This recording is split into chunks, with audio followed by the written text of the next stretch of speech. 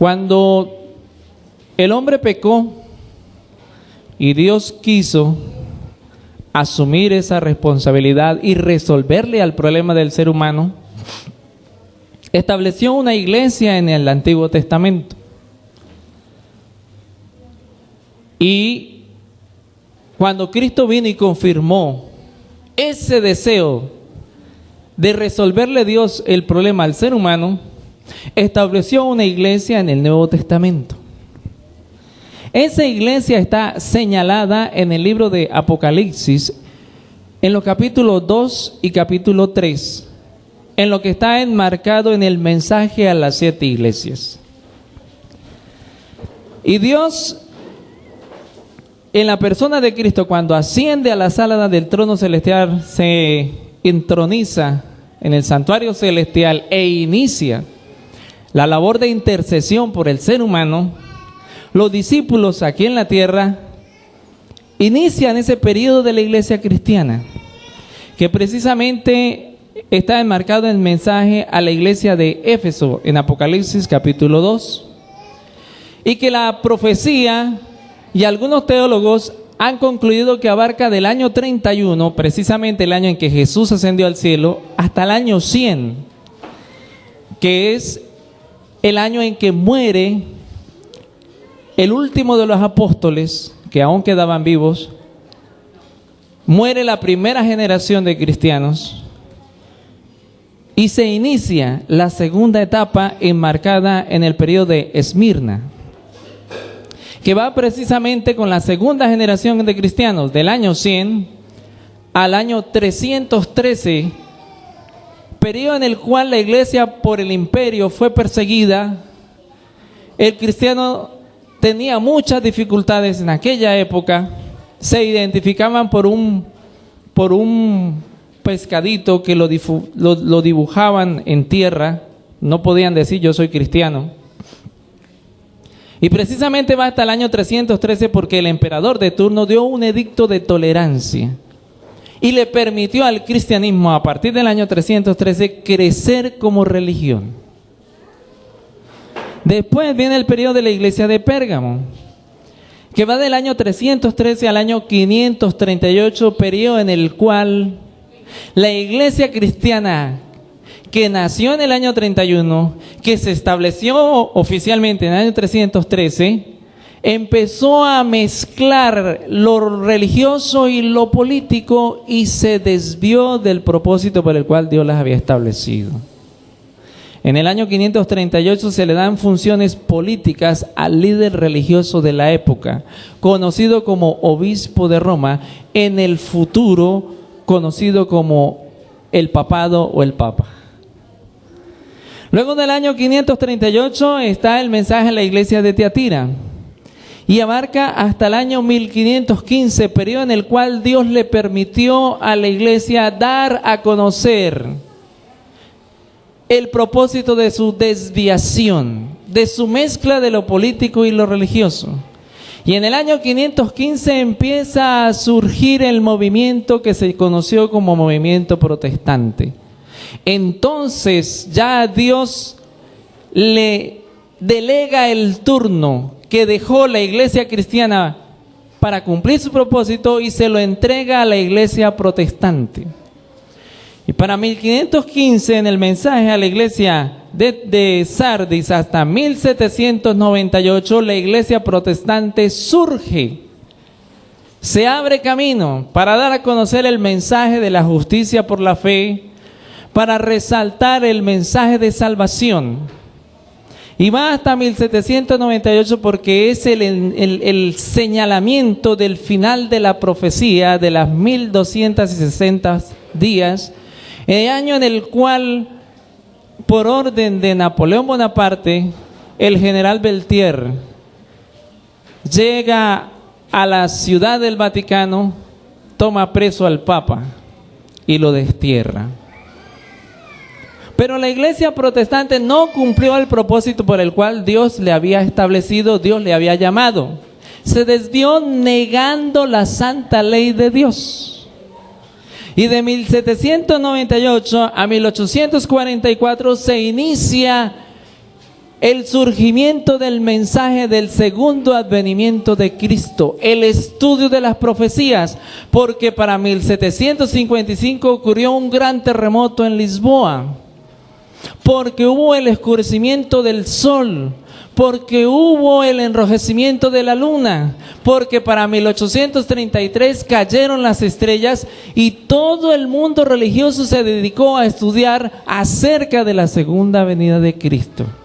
Entonces, enmarcado en ese periodo, surge la iglesia del tiempo del fin, la iglesia de Laodicea.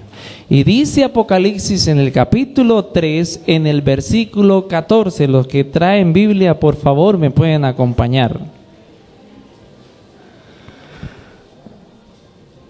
El libro de Apocalipsis, en el capítulo 3, en el verso 14.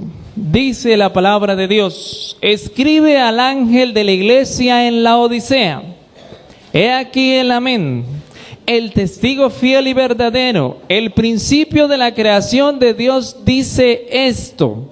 Verso 15: yo conozco tus obras, que ni eres frío ni caliente. Ojalá fueses frío o caliente, pero por cuanto eres tibio y no frío ni caliente, te vomitaré de mi boca. Parece que la Odisea aquí Dios le hace ver que tiene un problema.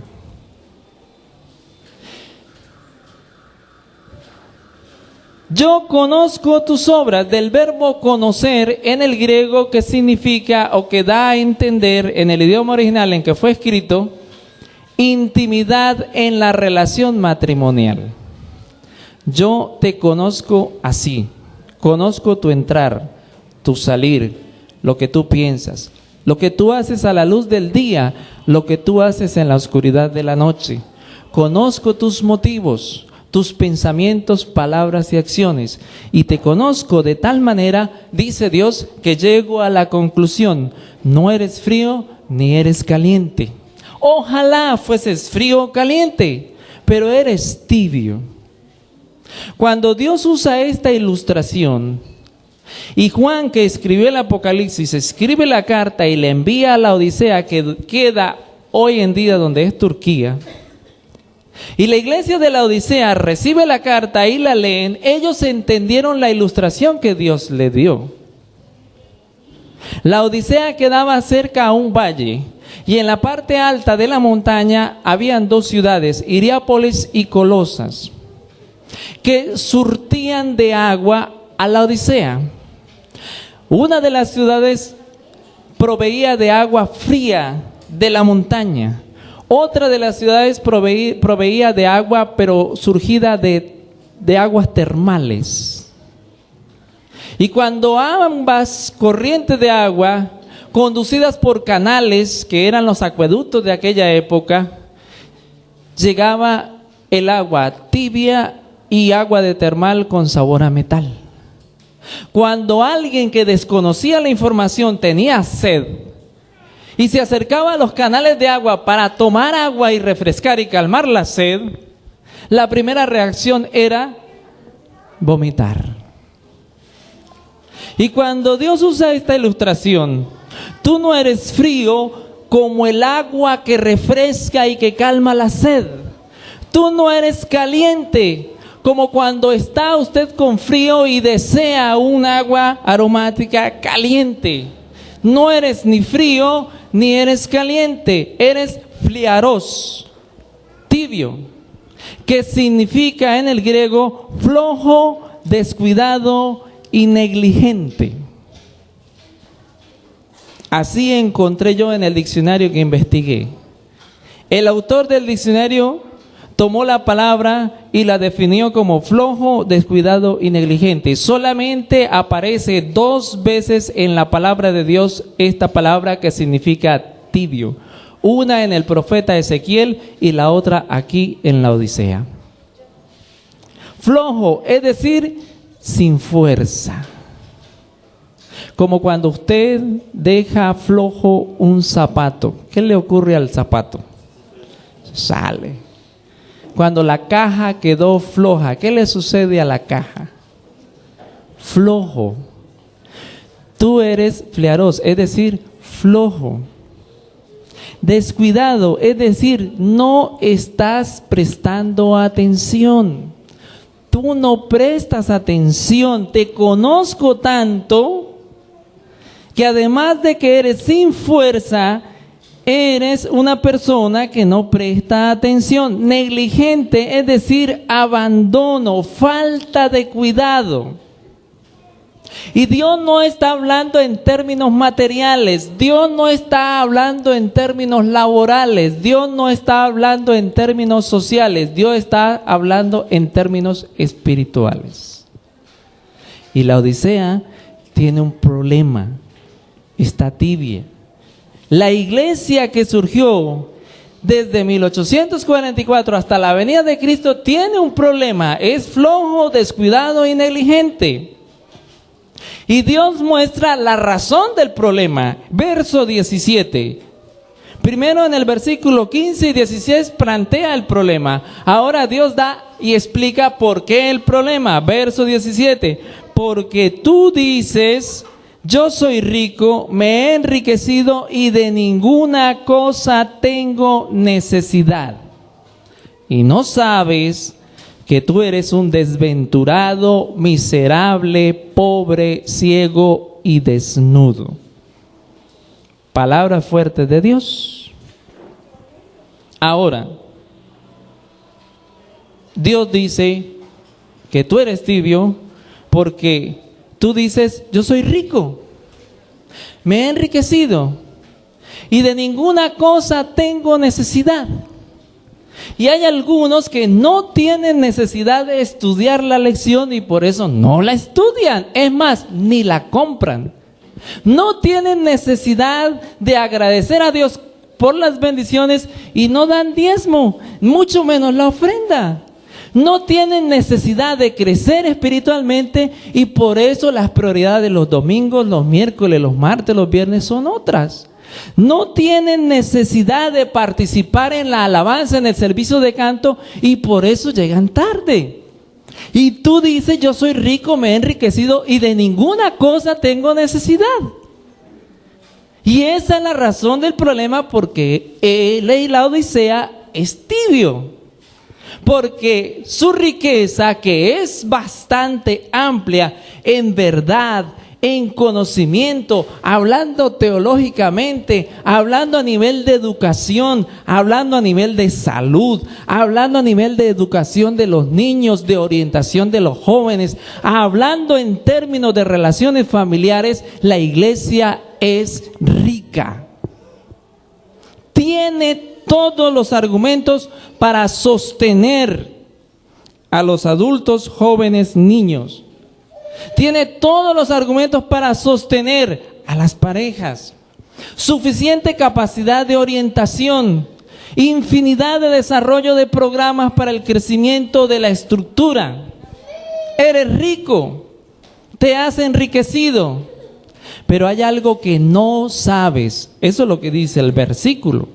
La Odisea, no sabes que tú eres un desventurado, miserable, pobre, ciego y desnudo. 5 cosas que se menciona aquí que tú no sabes, no entiendes.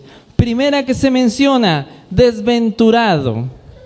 Y dice el diccionario, desgraciado, es decir, sin gracia.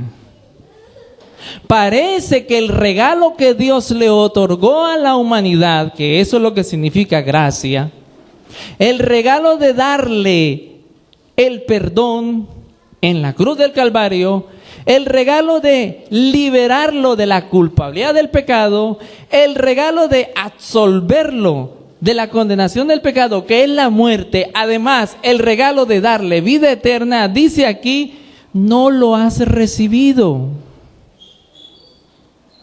Porque sin gracia significa sin regalo. Y la Odisea no lo sabe. Segunda cosa que ella no sabe, miserable, es decir, según el diccionario que investigué, no tiene felicidad. Parece ser que la fuente de la felicidad está en el lugar equivocado. ¿Cuál es la única fuente de felicidad para el cristiano? Cristo. Pero algunos buscan la fuente de felicidad en la belleza, en el trabajo. Algunos buscan la fuente de felicidad en tener o establecer un negocio. Algunas buscan la fuente de felicidad en el dinero, en la prosperidad. Algunos encuentran la fuente de felicidad en la salud. Y no estoy diciendo que estas cosas sean malas, no. Es más, son necesarias, pero no son la fuente de felicidad. La única fuente de felicidad es Cristo. Tercer cosa que no sabe, dice aquí, pobre, falto de lo necesario para vivir. Y está hablando en términos espirituales. Y tú miras la nevera, no, yo tengo para vivir. Miras la cartera, no, yo me alcanza, gracias a Dios, para vivir. Poco o mucho me sostengo, sí, está muy bien, pero no se trata de eso. ¿Qué es lo que dice aquí, falto necesario para vivir? Dice Habacuc 2:4, mas el justo por la fe vivirá. Porque el que tiene al Hijo tiene la vida. Primera de Juan 5:12, el que no tiene al Hijo no tiene la vida. La fe es lo indispensable para vivir una vida espiritualmente hablando. Y el que no tiene fe podrá tener casa, podrá tener salud, podrá tener negocios, podrá tener prosperidad, pero no tiene lo necesario para vivir. La cuarta característica que se menciona aquí dice ciego. Y estuve investigando un diccionario bíblico y el hombre traduce de la siguiente manera: poseído con vehemencia de alguna pasión. Poseído con vehemencia de alguna pasión. Y como está poseído por esa pasión, dice ahí, está ciego, no ve. Probablemente sea algún pecado, algo que anhela, guarda, abraza, abriga, no quiere entregárselo al Señor, no quiere que se lo quiten. Y cuando digo pecado, no estamos hablando en términos de magnitud, porque para Dios pecado chiquito y pecado grande no existe. Quinta parte que menciona aquí y última, dice desnudo. Es decir, muy mal vestido e indecentemente vestido. Y está hablando en términos espirituales, es decir, sin la justicia de Cristo. ¿Y por qué no tiene la justicia de Cristo? Por dos razones. Primera, porque no le ha creído a Dios, no lo ha aceptado, no lo ha manifestado en las aguas del bautismo. ¿Y cuál es la segunda razón? Bueno, porque no tiene la justicia de Cristo, porque sencillamente ella o él cree que necesita echarle una mano a Dios, que debe hacer algo para alcanzar la justicia de Cristo. Y no lo sabe. Entonces Dios presenta el problema: tú eres tibio. Pero también presenta la razón del problema. Ahora da Dios la solución al problema. Y aquí quisiera que nos enfocáramos en la solución del problema. Verso 18. Por tanto, dice Dios, yo te aconsejo que de mí compres oro refinado en fuego, para que seas verdaderamente rico. Vestiduras blancas para vestirte y no se descubra la vergüenza de tu desnudez. Y ungir tus ojos con colirio, para que veas. Dios da la solución al problema. Y Dios no amonesta. Dios no ordena. Dios simplemente aconseja.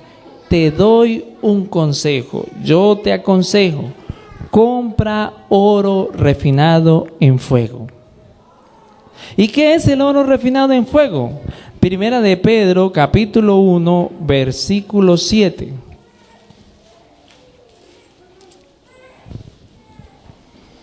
Dice en su primera carta el apóstol Pedro, en el capítulo 1, en el versículo, podamos leerlo del versículo 5 al 7 para entender el contexto.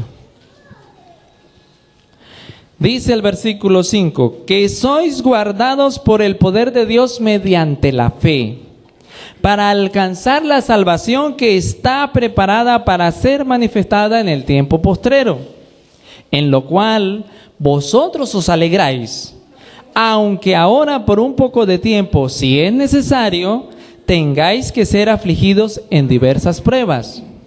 Pausa. Si es necesario, serás afligido en diversas pruebas. Dios quiera que no sea necesario. Verso 7.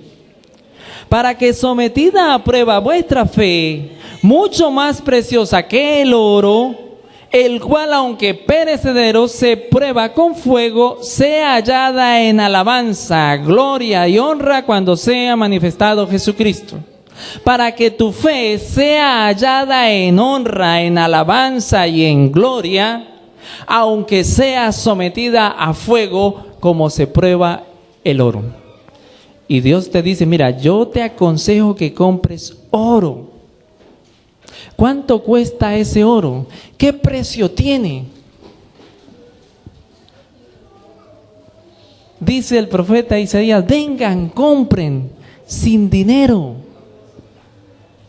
Compren sin dinero. El que cree en mí, dice el texto, de su interior correrán ríos de agua viva de manera gratuita. Apocalipsis 20.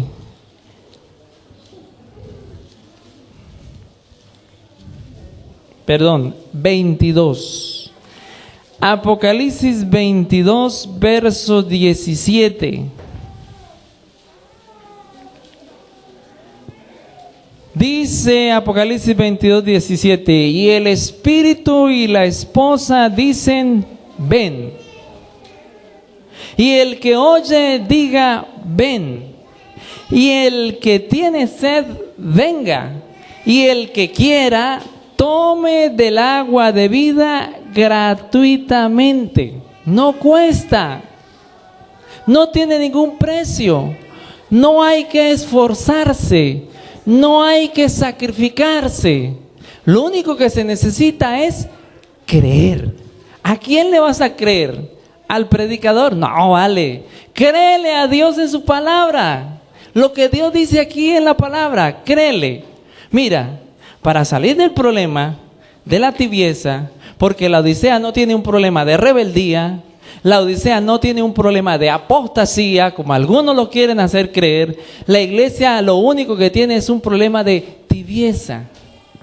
O necesita estar un poquito en la nevera para que sea frío, o necesita un poquito de candela para que sea normal, caliente. Y Dios dice, mire, para que eso ocurra, te doy un consejo. El que quiera tome el consejo, porque Dios respeta mis decisiones, Dios respeta tus decisiones. Dios simplemente habla y dice, cada quien decide. Si tú tomas hoy la decisión, ve y compra sin dinero, gratuitamente, oro refinado en fuego. Porque si es necesario, esa fe que tú tienes va a ser probada. Y déjeme decirle, si yo me miro en el espejo, concluyo, para mí es necesario. Es necesario. Entonces voy a Cristo y le digo, Señor, dame de esa fe, dame de ese oro. Yo quiero salir de ese problema. Quiero que mi riqueza no nuble mi mirada en los aspectos espirituales. Y entonces Dios dará en abundancia. Eso es lo que dice su palabra. Santiago, en el capítulo 1. ¿Cómo me encanta que Dios hable con su palabra? Santiago 1:5.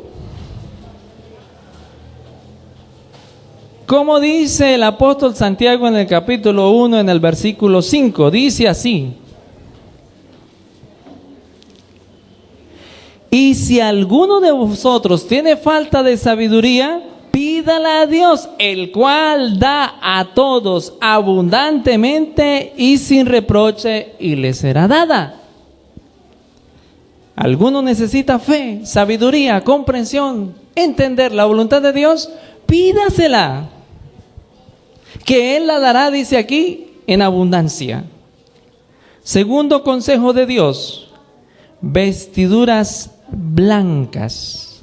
Dice el profeta Zacarías en el capítulo 3.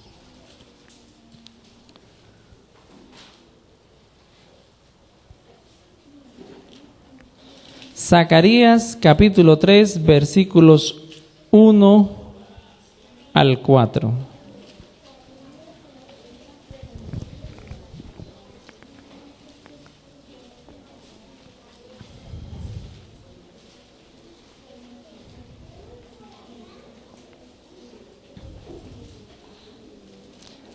Zacarías dice de la siguiente manera, capítulo 3, verso 1 al 4.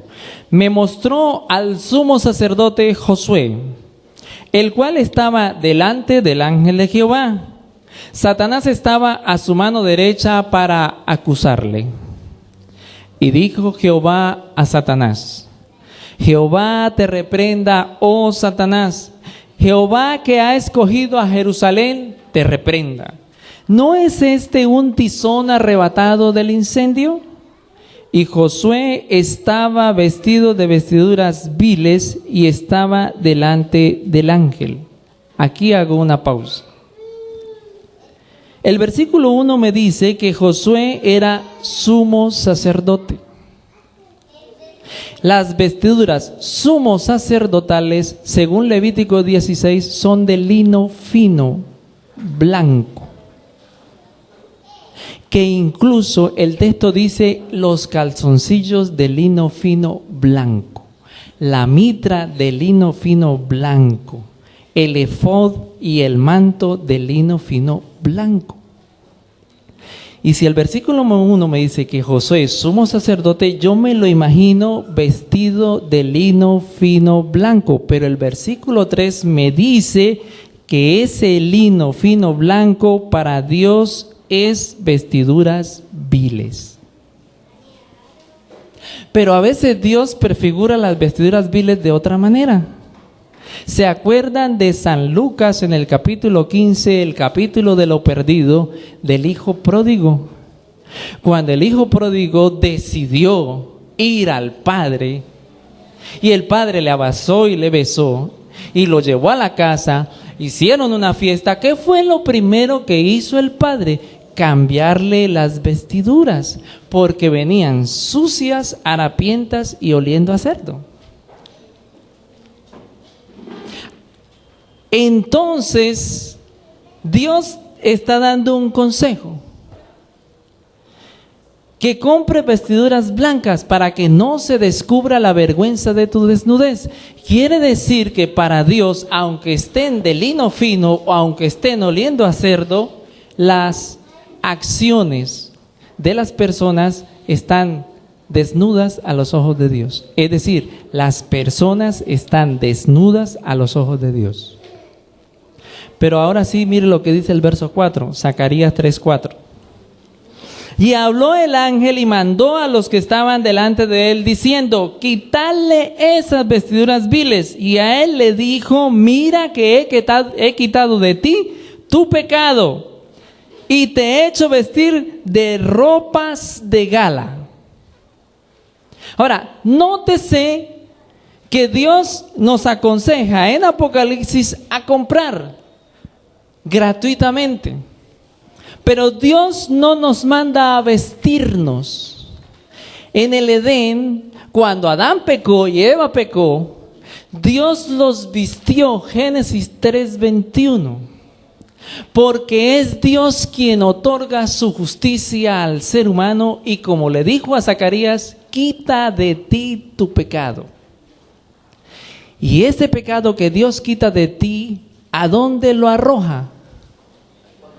Dice el profeta Habacuc. No, perdón. El profeta Miqueas en el capítulo 7, en el verso 19. Tenemos tiempo, vamos a buscarlo.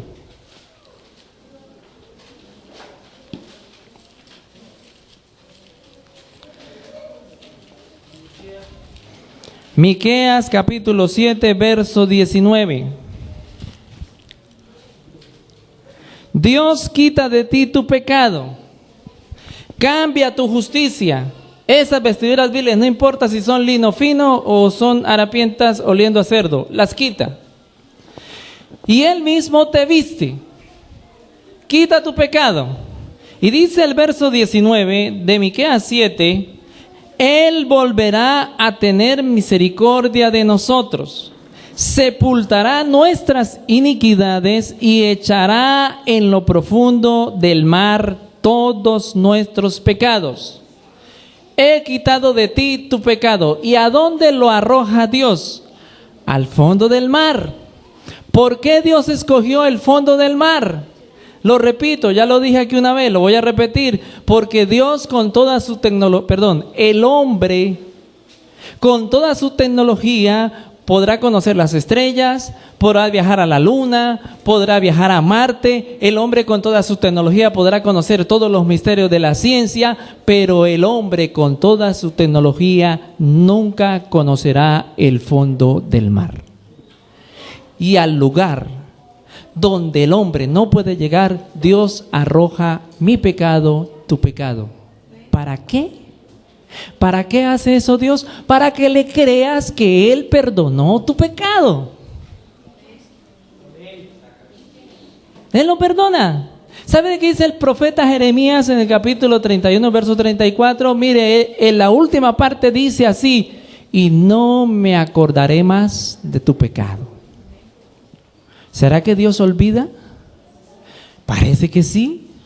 ¿Y qué es lo que Dios olvida? Lo que arroja en el fondo del mar, lo que ha quitado de mí, lo que ha quitado de ti. Por eso Apocalipsis en el capítulo 3 dice: mire, yo te aconsejo que compres vestiduras blancas para vestirte y no andes por la vida para arriba y para abajo mostrando la vergüenza de tu desnudez.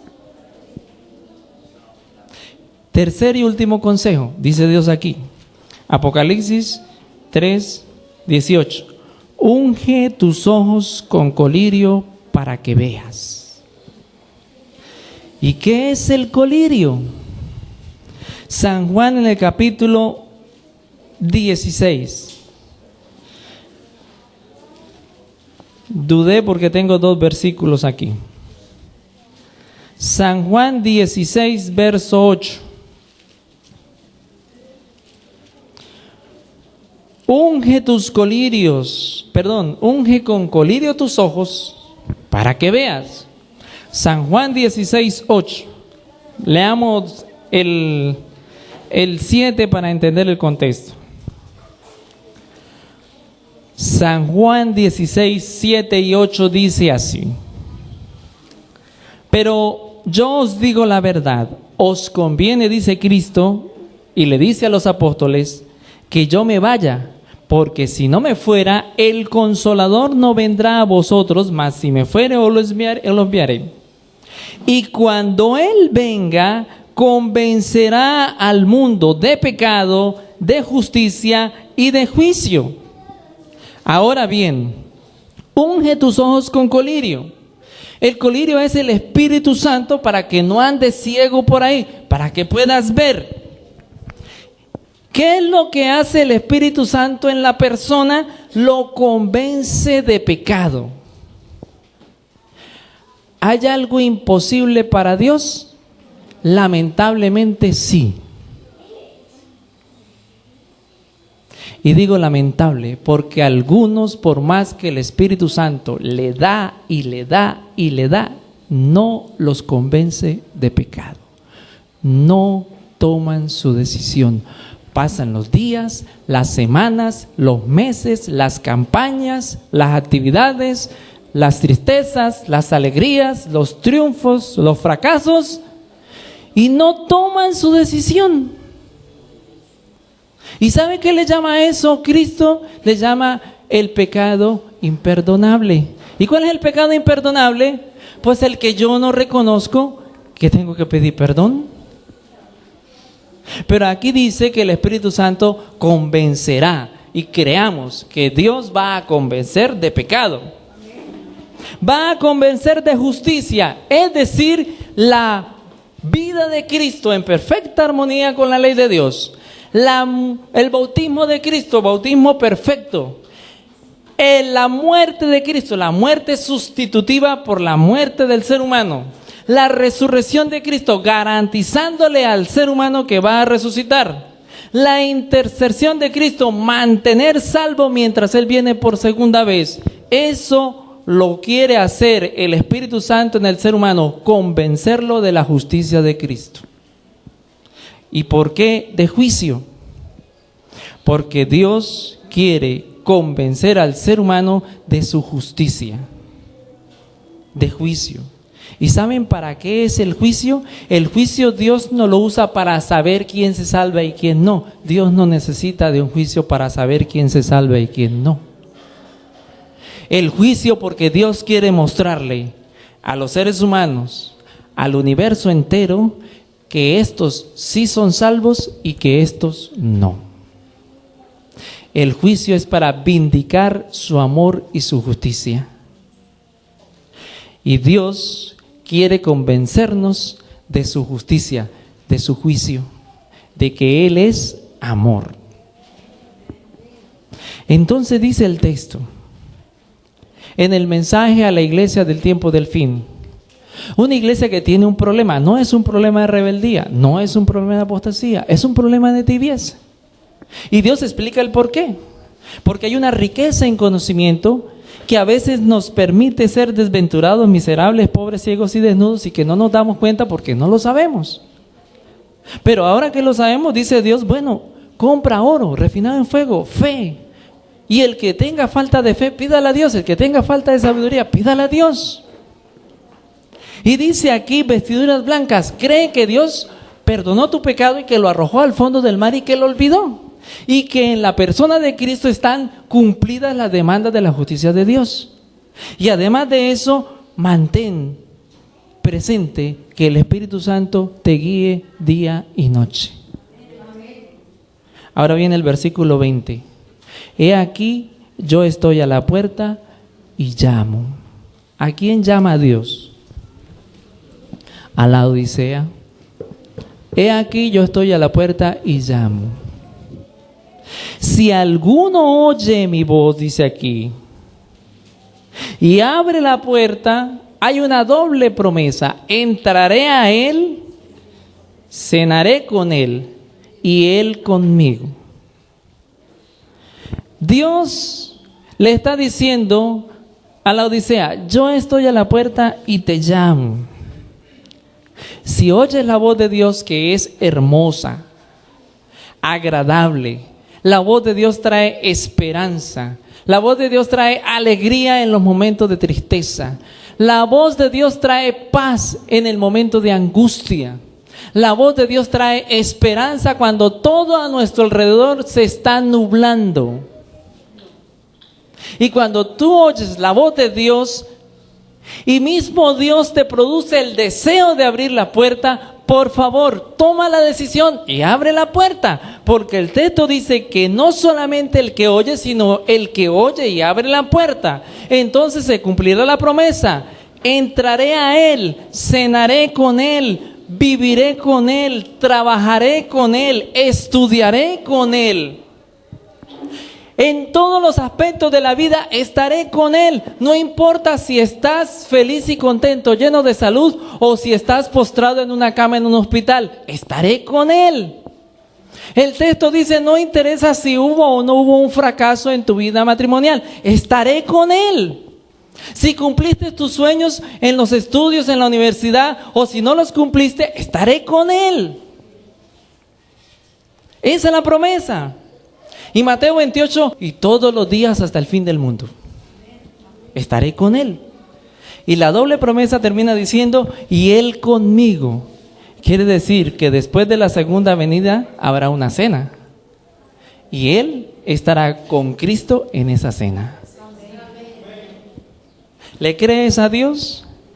¿Crees en la promesa de Dios? Pues Dios está hoy a la puerta y llama. Y Dios sigue llamando. Pero saben, algún día el reloj de Dios marcará la hora y dejará de llamar. Algún día el enemigo querrá ensañarse tanto contigo que buscará la muerte.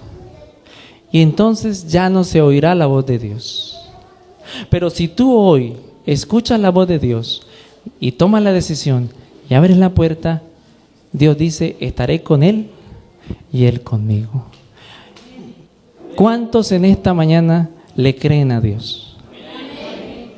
¿Quieres tomar tu decisión? Hay un hermoso himno para finalizar que intencionalmente no lo coloqué. El himno que se titula Más cerca, oh Dios, de ti. Creo que ahí es el 460 y en el antiguo es el 408. Por favor. 446, ok, en el nuevo. Más cerca, oh Dios, de ti quiero estar. Por favor, coloquémonos en pie.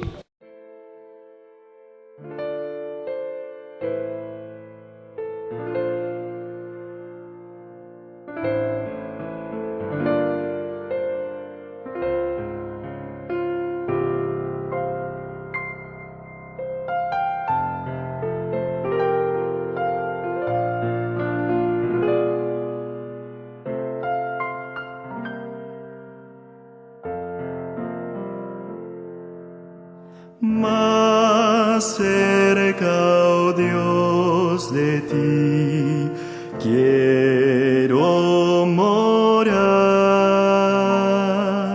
aunque sobre una cruz me hayan de alzar. Entonaré allí este himno con fervor. Más cerca, oh Dios, de ti, más cerca, sí. Sí, cual viajero voy con ansiedad, medroso al ver cerrar la oscuridad.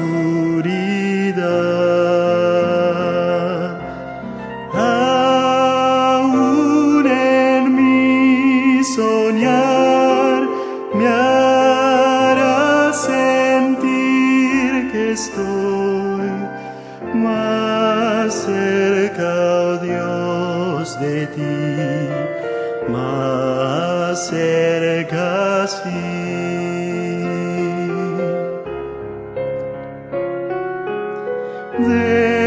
Después al despertar a ti por fe, de mi aflicción altar elevaré.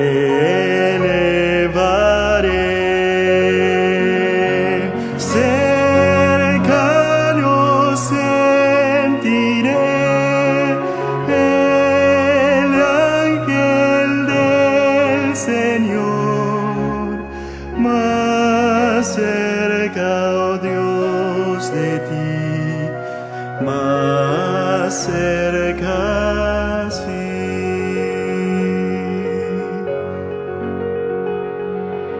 Y cuando en tu mansión vea tu faz y estrellas, luna y sol, yo deje atrás,